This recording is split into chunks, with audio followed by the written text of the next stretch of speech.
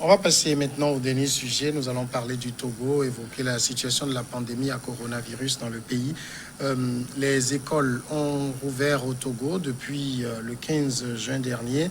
Eh bien, 5 élèves ont été testés positifs au coronavirus. Il s'agit de 5 élèves donc, dans le nord du pays, 2 cas à 5KC, 2 à Mango et puis 1 à Lomé, la capitale. C'est le médecin colonel Djibril Mohamed de la cellule nationale de gestion de la riposte qui a donné l'information au cours du point de presse hebdomadaire. Il a précisé que c'est la veille de l'équipe qui travaillait pour dénicher les cas qui a permis donc de repérer donc ces 5 cas positifs. Kofi Kalitom, vous qui êtes un grand acteur de l'éducation, j'ai envie de vous demander comment on en a pu arriver là. Oui, surtout que je viens d'Apan, où j'ai eu à discuter avec le DRE d'Ava. Ouais. La situation dans le Nord Togo est très difficile parce que avec la rouverture des écoles, il y a des enfants qui étaient de l'autre côté des frontières. Vous vous en souvenez que l'inflation de la pandémie ici au Togo a été due au déconfinement dans un pays voisin. Et c'est ça qui avait malheureusement, aujourd'hui, quand vous arrivez à Saint-Cassé, ils jouent avec les 3 frontières. Il y a le Ghana, le Burkina et la plupart de nos enfants y étaient pendant le temps de confinement. Et c'est avec la reprise qu'ils sont en train d'arriver. Et il faut saluer le travail qui se fait là-bas. Il a été dit que tout enfant qui viendrait de l'autre frontière soit identifié et soumis en même temps à des textes. Je pense que c'est ça qui nous a permis à cette équipe de pouvoir détecter les cas. Il y a Mango également, qui est de l'autre côté, qui vous voyez que quand nous analysons un peu les pays qui sont à l'intérieur du pays du Togo, aucun cas n'est encore signalé là-bas. Le risque vous viendrait du fait que ces élèves, en traversant la frontière, avaient déjà des séquelles et sont arrivés ici. Il y a un cas à Lomé. Il y a un cas à Lomé, mais ils ont parlé de personnes contact. Ça veut dire que c'est quelqu'un qui a résidé dans le milieu. Ici, c'est des élèves qui viennent d'ailleurs. Donc, ça doit demander aujourd'hui qu'on prête beaucoup attention à ces élèves pour que ces élèves en rentrant n'échappent pas au contrôle. Parce que s'ils échappent au contrôle, ça veut dire qu'ils vont mettre la pandémie à grande échelle dans les écoles. Donc, je pense qu'il y a un suivi qui se fait. L'autre fois, j'étais avec le DRE, comme je le disais. Il dit des instructions ont été fermement données aux responsables des établissements de pouvoir dénoncer tous les enfants qui viennent des autres frontières, de l'autre côté des frontières, et qui viennent et ils ne sont même pas acceptés dans l'établissement avant qu'on les dépisté. Et c'est lorsqu'on les a dépistés qu'on peut les agréer dans les... Donc ça soulève aujourd'hui beaucoup de prudence au niveau des communautés, des parents d'élèves, pour que, effectivement, et puis des comités scolaires, pour une veille citoyenne plus élargie, afin que ces enfants qui viennent d'ailleurs ne soient pas introduits dans la masse scolaire pour créer un certain nombre. Déjà, l'autorité administrative de l'éducation veille. Il y a les autorités sanitaires également qui sont très dispo. Il m'a même parlé de celui de Saint-Cassé. Dès que l'enfant arrive, vous l'appelez, il laisse tous les cas. Il va d'abord pour s'occuper de ce cas. Je pense que c'est des choses, des actes à saluer et à encourager d'ailleurs. Donc, alors, ça veut dire qu'on doit pouvoir conclure que ce n'est pas des cas en milieu scolaire. C'est pas qu'ils portaient la maladie, ils sont venus à l'école et tout. On a pu les détecter avant qu'ils ne rejoignent leurs camarades. Je ne peux pas donner avec certitude cette affirmation, mais ce que je sais, c'est que tel que le message était apparu, c'est comme si c'est des enfants là qui rentraient, puisqu'on nous a dit que c'est des enfants qui provenaient. Donc, si je me mets dans la tête du DRE, ces enfants n'entrent pas dans l'école avant qu'ils ne soient dépistés. Si c'est cela, donc ça veut dire que ce ne sont pas des enfants à l'intérieur de l'école, mais c'est des enfants dépistés avant d'arriver et si c'est cela, c'est beaucoup salutaire. Si ça veut dire qu'ils étaient dans l'école, ça veut dire que ça aurait été grave. Toutes ces écoles doivent être mises en quarantaine pour pouvoir voir s'il n'y a pas eu de problème de contact et qui aurait développé la pandémie ces écoles. Alors, c'est plus ou moins rassurant d'apprendre ça. Je pense que la bonne nouvelle que M. Cannington nous apprend, c'est que c'est la sérénité des responsables. Je pense que la plus belle des nouvelles, c'est la sérénité des responsables, qu'ils soient administratifs, qu'ils soient de la santé. Et ça, pour moi, c'est une bonne nouvelle. Ensuite, je pense que c'est dans l'ordre des choses quand même qu'on découvre certains cas. Donc personnellement, je ne suis pas très étonné. Par contre, le défi, ça va être comment on s'organise. Ouais.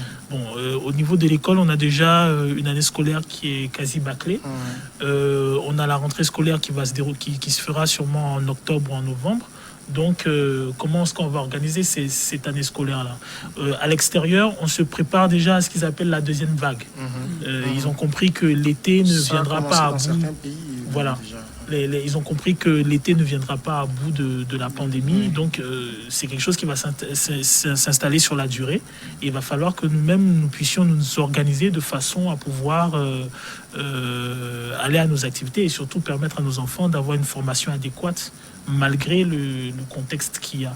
Donc, pour moi, franchement, je trouve ça exceptionnel. Si on a des gens de l'administration, des gens de la santé qui ont réussi à détecter comment dirais-je, les personnes à risque, qui ont réussi à les dépister, qui ont réussi à les repérer, qui ont même repéré un peu le processus par lequel ça peut intégrer, ça peut contaminer, tout ça. Pour moi, c'est de très très bonnes nouvelles. Maintenant, il faut que ces acteurs-là qui aient à disposition le matériel, qui aient les dispositions, quoi, pour qu'ils puissent faire leur travail comme il se doit. Bon, pour le cas de Lomé, je pense que c'est une question intéressante parce que pour le cas de Lomé, je ne sais pas si ça se passe pour les autres villes. On a une ville qui est à la frontière. Ouais. C'est un phénomène très rare. Ouais. Et nous, on a deux choses. On a non pas seulement les élèves qui habitent, disons les élèves qui vont revenir, mais on a même des élèves qui habitent au Ghana et qui font leur cours à Lomé de façon quotidienne. Et comme je le disais, le Ghana a une gestion différente de la crise différente de la nôtre. Et je disais plusieurs fois sur ce plateau que il est important pour nous, notamment que ce soit les acteurs de la communication, l'administration, même la santé, de savoir ce qui se passe au Ghana. Parce qu'on est collé à notre ville ghanéenne et on a toute une série... Avec le Bénin, on a toute une série de postes frontières officieux et officiels, très poreuses, où les gens font leur va-et-vient.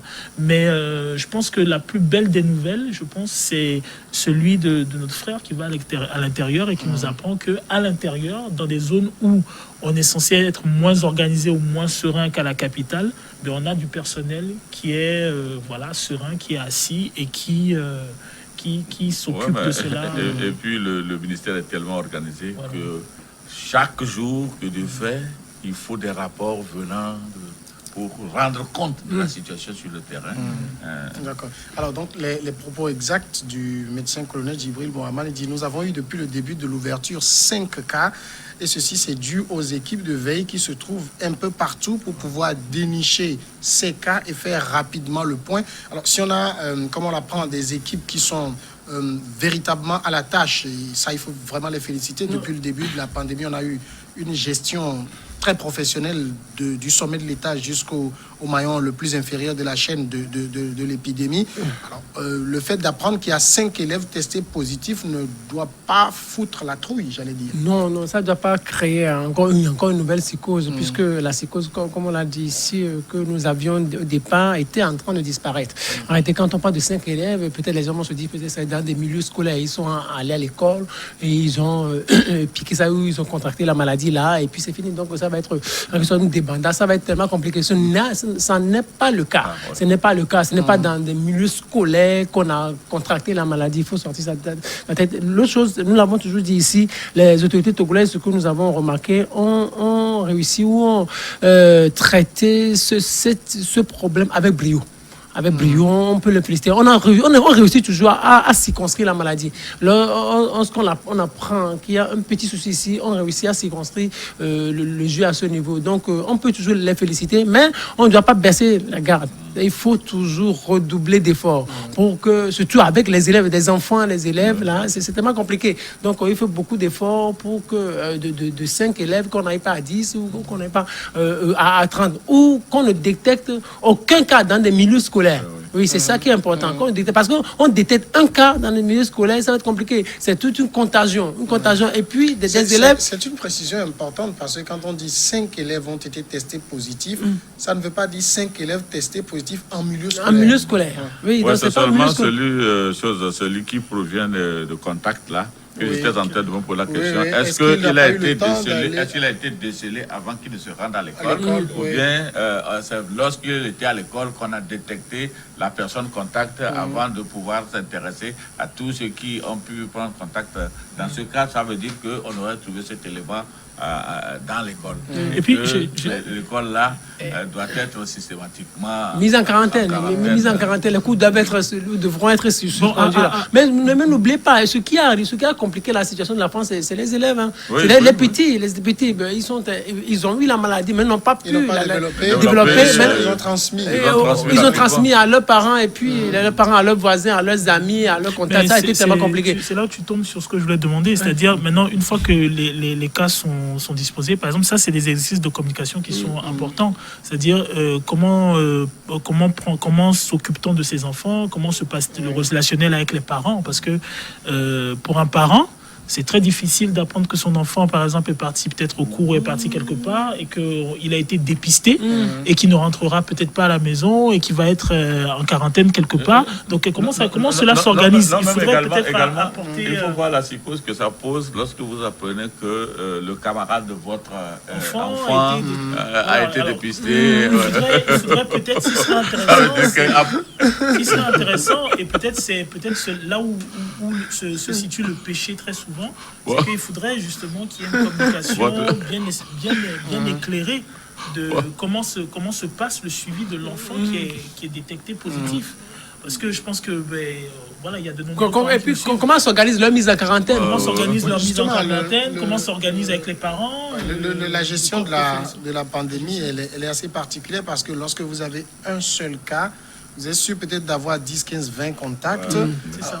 Ce n'est pas exclu pour ces élèves-là. Ça veut dire, là où on est-ce qu'on est sûr qu'on a remonté la chaîne des contacts déjà? Bon, certainement, puisque c'est une équipe qui est déjà rompue à la tâche. Et c'est par cet exercice qu'on a pu détecter, et on nous a même dit que même si le cas flambe ici, c'est parce qu'on est en train de détecter les porteurs et qu'on les sort du groupe pour ne pas les laisser accroître les contagions. Je pense que si ces élèves ont été détectés, nous que nous le disons, si c'est confirmé que ce n'est pas à l'intérieur, ça veut dire que ces enfants doivent être pris avec tous les soins possibles et être isolés des autres élèves, puis pris en charge de façon à ce qu'ils puissent y retourner avec zéro possibilité de contagion. Puis si, et avec certains étaient déjà dans le milieu scolaire, il faudrait que des dispositions appropriées soient mises en place pour pouvoir voir si les autres, par phénomène de contact, n'ont pas été déjà contaminés. Et si cela devait être le cas, c'est conclure le milieu pour pouvoir, avec le professionnel qu'on leur connaît, bouter cela des milieux.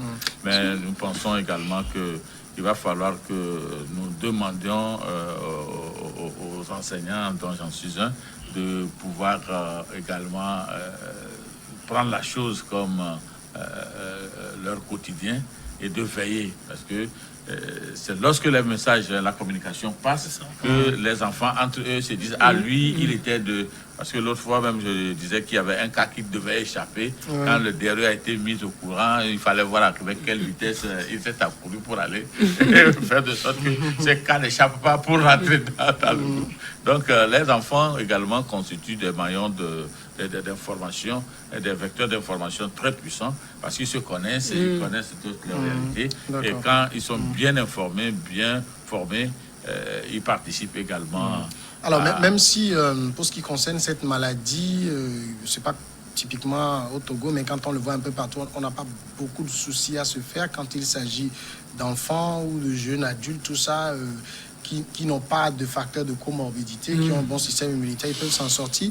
Alors, le problème, c'est que quand on voit ces élèves, le gouvernement a dit, pour la rentrée, masque obligatoire, distance sociale et tout, mais il faut les voir après. On a l'impression qu'ils n'ont aucune conscience de la situation. J'ai fait la route. J'ai fait la route. Je peux vous dire que sincèrement, je me suis dit, il faut être courageux pour pouvoir supporter ce que j'ai vu. Et sincèrement, c'était difficile. Oui, c'est-à-dire avec les enfants, on l'a dit, si la réouverture des écoles va poser un problème fondamental. Non, mais c'est déjà quand on a commencé les premières mesures, mais même si vous sortez dans vos quartiers, c'est pas comme on les voyait jouer au ballon. C'est comme si les enfants ils étaient en vacances.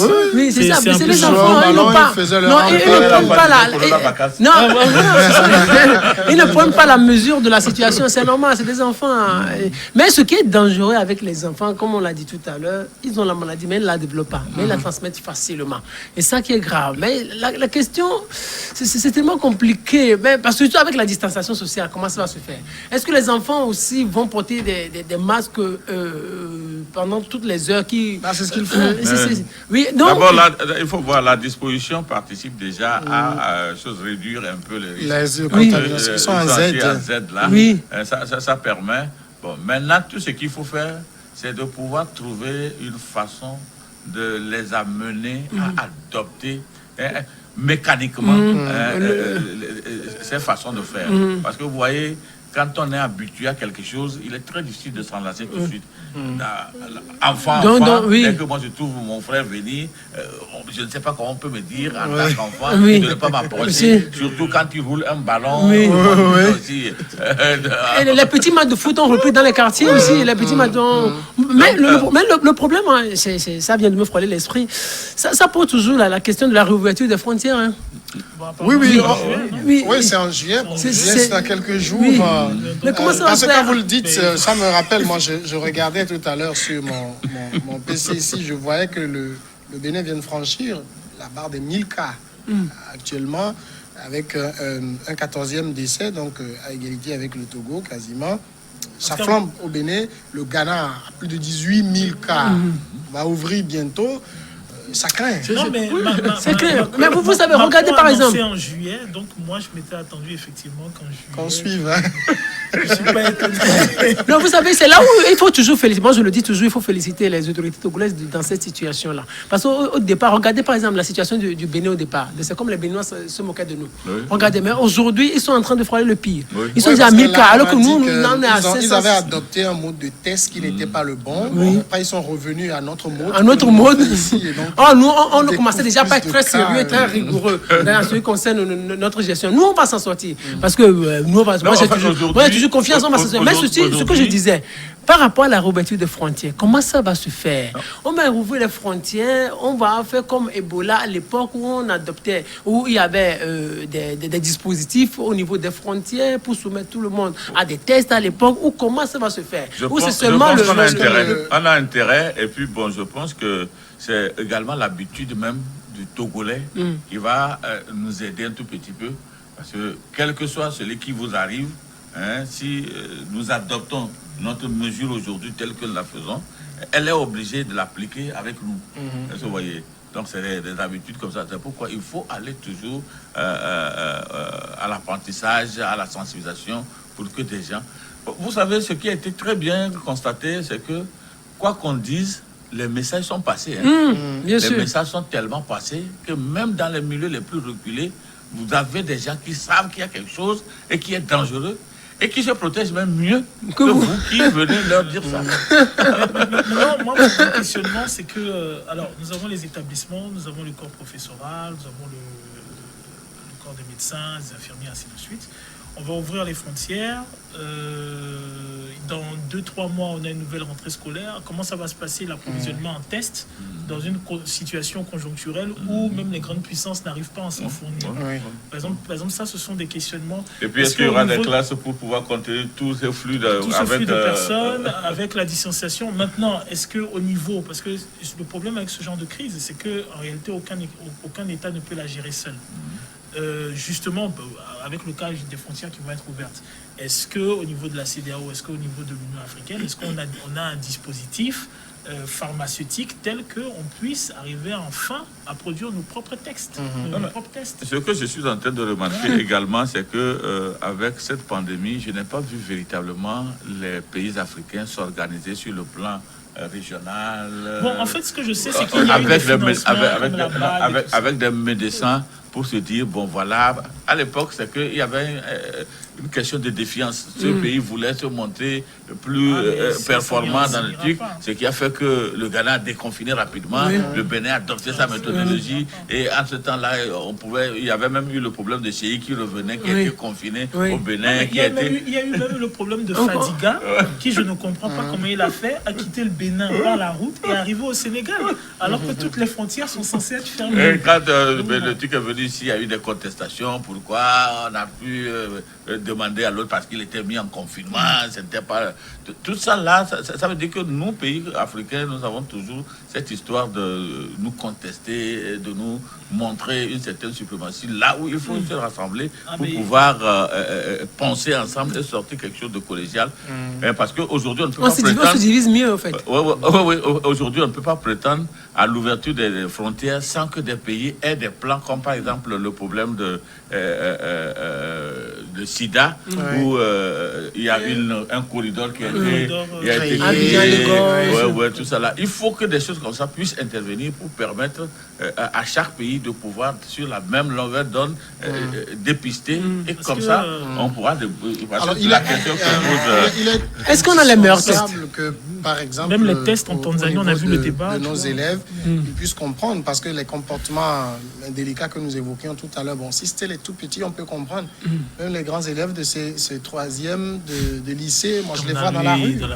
Non, mais quand vous appelez grands élèves, au lycée, on a 16 ans, on a 14 ans. On est déjà grand, on est réfléchi. Le droit de vote, c'est 18 ans. Non, en fait, c'est une question, moi je pense que c'est une question d'habitude. C'est une question d'habitude.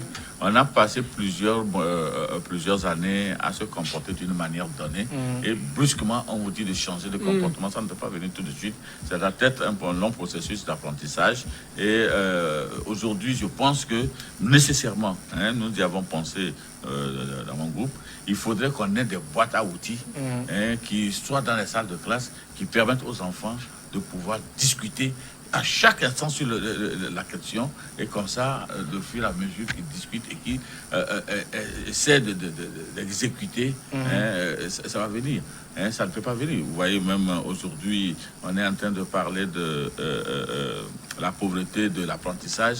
Vous mettez un enfant pendant 6 ans, il vous fait ses 6 ans, mais il ne peut pas lire. Vous ne pouvez pas lui dire d'adopter maintenant un comportement physique, un savoir-faire en quelques secondes.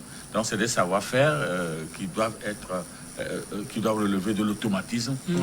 On nous a dit plusieurs fois, il faut éternuer dans le creux de choses. Mais il nous arrive des fois d'éternuer dans la main avant de se rendre compte qu'à l'époque, c'était... Mais avec l'habitude... L'habitude, et puis c'est très difficile d'y arriver. Des fois, même on éternue même avant de mettre la main.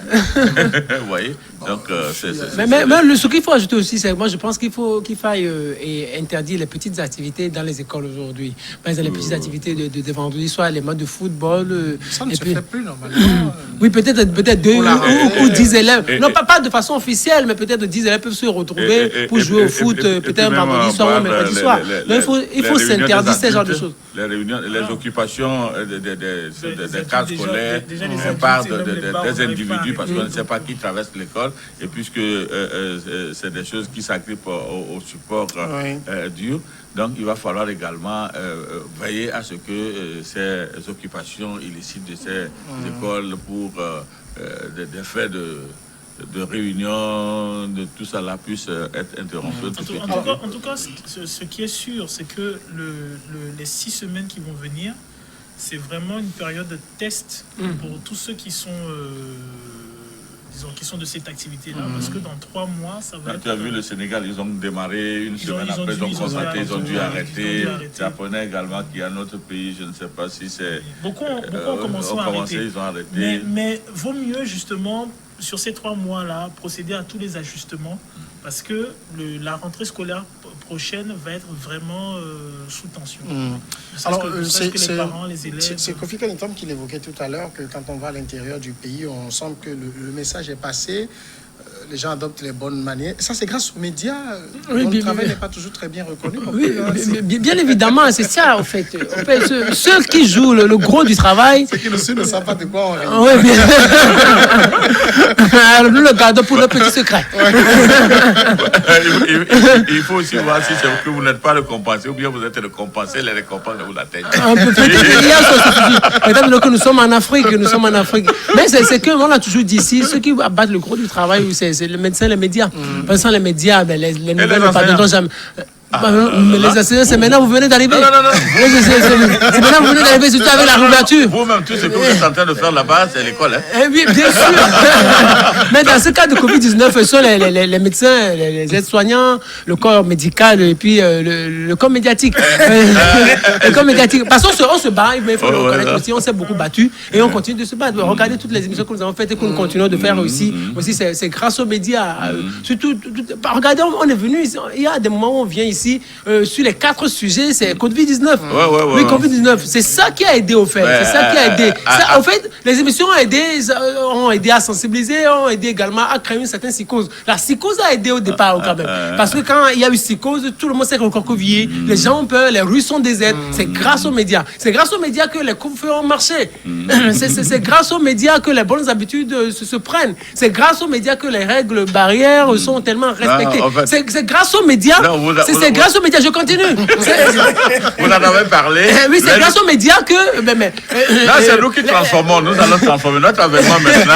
C'est grâce aux médias que les autorités togolaises... C'est ce que vous dites là. Oui, quand nous sommes arrivés maintenant, nous allons transformer la société et lui inculquer maintenant les bonnes mœurs, les bonnes manières, les bonnes pratiques. Et vous verrez que ce que vous aurez dit va triompher parce que vous verrez entre ce que vous dites et ce que les gens font, la même chose. Donc, l'enseignant est très primordial dans ces histoires-là. Non, dans ces histoires, mais dans ces 3 mois, les médias, le corps médical ont été superbes. Mais c'est grâce aux médias. Regardez encore. C'est grâce aux médias que les autorités togolaises ont pris de très bonnes décisions. Quand vous lisez le premier discours, c'est le seul, non, discours du chef de l'État, mais vous allez voir que c'est tout ce que les journalistes proposent.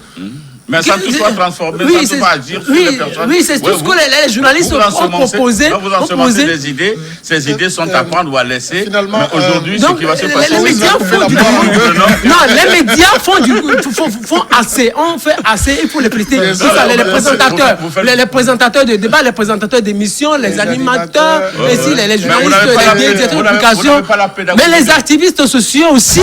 Les activités sociaux. Et puis, les responsables des médias, tout le monde, dans les médias, le corps médiatique a beaucoup fait, mais il faut qu'on le reconnaisse. Alors, la population togolaise et la plupart des acteurs de cette population-là sont à féliciter, mais c'est le lieu aussi de rappeler que c'est un combat à long terme et qu'il faut poursuivre ce combat. Et pour les responsables qui sont au sommet de l'État, il faut qu'ils le comprennent aussi, que c'est un combat à long terme. En Europe, on se prépare à la deuxième vague. Je ne crois pas que l'Afrique y échappera. C'est le lieu d'impliquer tous les acteurs, de les impliquer convenablement.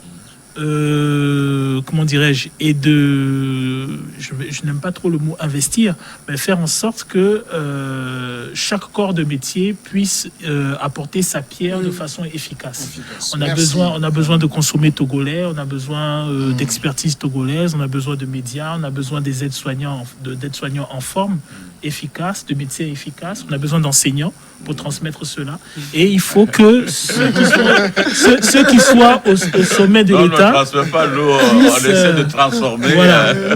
Puissent faire ce qu'il faut. Mais il y aura une matière coronavirus dans vos curricula, dans vos ordres de formation. Nous prenons tout ce que vous dites à notre compte. Merci Kofi Kanitom, merci à Horus Donkoli. On est arrivé à la fin de l'émission de ce jour. Merci à vous de l'avoir suivi. Non, on m'a pas dit merci, moi. Oui, si. J'ai commencé par... À demain. Parce que tu as trop tiré le dents sur toi. On se voit demain.